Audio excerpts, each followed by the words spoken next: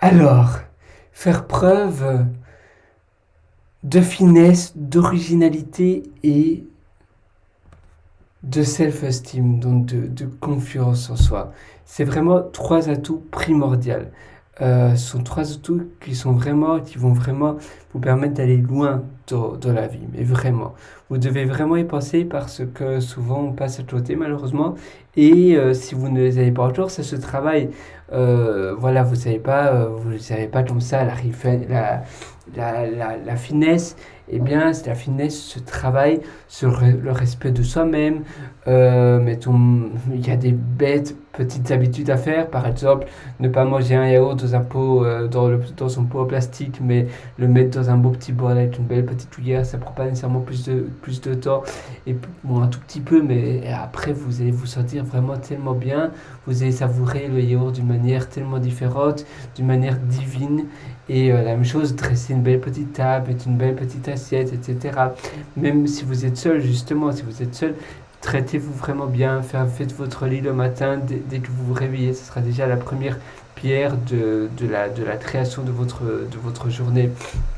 Euh, il y a plein de petites choses comme ça, la créativité, c'est tout le temps penser, tiens, c'est amusant, comment ça se fait, voilà, essayer de penser des associations différentes tout le temps. Mettons, il y a une lampe là, juste à côté de moi, vous voyez, et je pourrais associer cette lampe-là avec mon pull par exemple.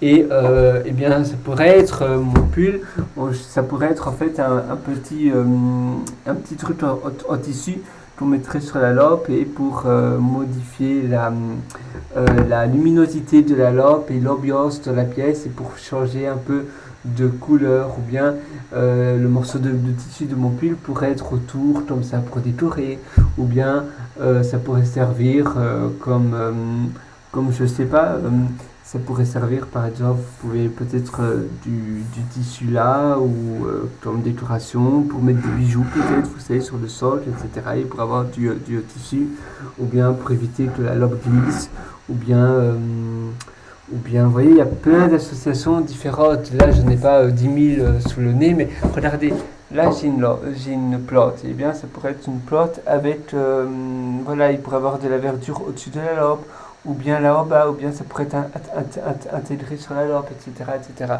Ou bien rien que la plante pourrait avoir des lumières, etc. Vous voyez, il y a mille et une manières de trouver des choses pour être plus créatif. Et au plus vous allez créer des associations, au plus facilement vous êtes créatif. Mais vous pouvez le faire, vous pouvez l'entrer dans une habitude que vous avez de toute manière tous les jours. Ainsi vous êtes sûr de ne pas l'oublier. Par exemple, à chaque fois que vous vous brossez les dents devant le miroir, de toute façon vous ne savez pas parler, vous ne savez pas non plus aller sur votre téléphone parce que vous êtes rempli vous avez du dentifrice un peu partout, etc. Et sinon il y aura plein de dentifrice burk sur votre téléphone. Donc vous pouvez simplement penser à des associations. Pardon, je suis en train de perdre ma voix moi. Et devant le miroir, par exemple, en train de vous brosser les dents, vous pouvez penser, ah tiens, ça, le miroir avec une plante. Et tout le temps, tous les jours, vous allez essayer de trouver des nouvelles associations. Et le meilleur dans tout ça, c'est que vous brossez souvent les dents dans la même pièce tous les jours. Et bien, ainsi, ça va toujours faire. Ça va être plus difficile au plus vous allez essayer, au plus vous allez pratiquer, pardon, cet exercice, au plus difficile ça sera. Et donc, vous allez augmenter le niveau de créativité. Vous allez vraiment voir votre progression s'améliorer petit à petit. Donc, on a vu la finesse, être vraiment finesse, c'est plus bien se respecter, etc. La créativité. Et maintenant, nous allons parler vraiment d'estime de soi et vraiment une confiance en soi. Et c'est vrai que parfois, voilà, il faut vraiment se respecter et et la confiance en soi découle aussi de ça. Si vous êtes sûr de vous, si vous savez bien votre sujet, si vous connaissez à 100% qui vous êtes, etc. Si vous connaissez à 100% vos défauts, vos éventuels défauts, pardon, vos éventuelles faiblesses, eh bien vous allez être encore plus confident, parce que vous allez vraiment savoir qui vous êtes. Donc c'est bien d'écrire sur une feuille de papier, comme si vous étiez sur le dictionnaire des noms propres, et plus ou moins d'écrire qui vous êtes, et ainsi de cela, essayez de voir vraiment, essayez de finalement vous chercher d'essayer de vous connaître. Regardez-vous devant le miroir et faites comme si vous ne vous connaissez pas. Faites comme si vous allez faire connaissance à un individu que vous venez de rencontrer dans une réunion, en networking, dans une conférence, dans un hostel, dans un hôtel, dans un restaurant, etc.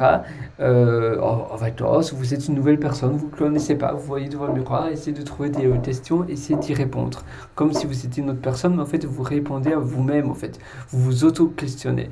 Et ça peut vraiment être intéressant parce que finalement, on ne se rend même pas compte les traits de caractère qu'on a, etc. On vit nos vies comme ça et on développe des instincts, on développe des réactions, mais on sait pas vraiment spécialement pourquoi on a ces réactions-là. On s'est même pas posé, on s'est même pas assis quelque part avec une feuille, avec un crayon et un papier, et on s'est jamais dit, tiens, qui je suis vraiment, pourquoi j'ai des réactions comme ça, pourquoi je préfère ça et pas ça, pourquoi j'aime bien ce type de personne-là et pas d'autres types de personnes, etc.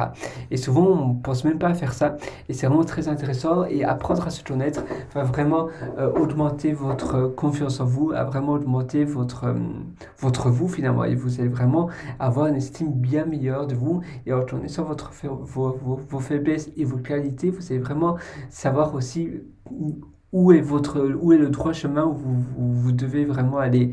Et dans moi, si vous êtes super dur en quelque chose, vous allez essayer de foncer, de persévérer dans ce domaine-là. Et d'exceller vraiment dans ce domaine-là et tout miser dessus. Et essayer d'éviter les choses où vous êtes moins bon, parce que de toute façon, vous serez toujours moins bon. Parce que voilà, finalement, c'est inné, et si vous êtes déjà bon en quelque chose, c'est-à-dire que soit vous êtes passionné dedans, et c'est pour ça que vous êtes meilleur, ou bien ça fait partie de vous, vous êtes naturellement bon dedans. Bah, naturellement, oui, plus ou moins naturellement, même si ça s'apprend, mais finalement, depuis que vous êtes petit, peut-être que voilà, vous avez été attentif dans ce domaine-là, et c'est pour ça que vous êtes meilleur que la moyenne, et c'est l'un des atouts que finalement vous êtes le meilleur dedans. Donc je vous invite vraiment à faire ça, et ainsi vous allez voir, ça va vraiment tout changer. Vous allez avoir finalement une nouvelle vie. En tout cas, je l'espère vraiment pour vous. Et finalement, parfois il y a des personnes qui disent, mais à quoi bon, ça sert pas à grand-chose pour moi, j'aime déjà bien ma vie. Je suis déjà content de la vie dont je suis. Oui, peut-être, mais il y a toujours moyen de l'améliorer. Et je suis toujours pour la... Voilà, il faut toujours essayer de voir comment faire plus. Il y a toujours mieux, il y a toujours un moyen de toujours mieux l'optimiser. Il faut jamais rester sur ses lauriers, il faut jamais rester, voilà, on se dit, oh, voilà, maintenant c'est bon, je ne fais plus rien. Non, non, non. Il y a toujours une meilleure manière de faire les choses. Et essayez de voir continuellement ça comme ça. Essayez de toujours voir qu'est-ce que vous pouvez faire de mieux et comment améliorer les choses dont vous faites. C'est vraiment très important. Nous, on se donne rendez-vous très bientôt. Ciao!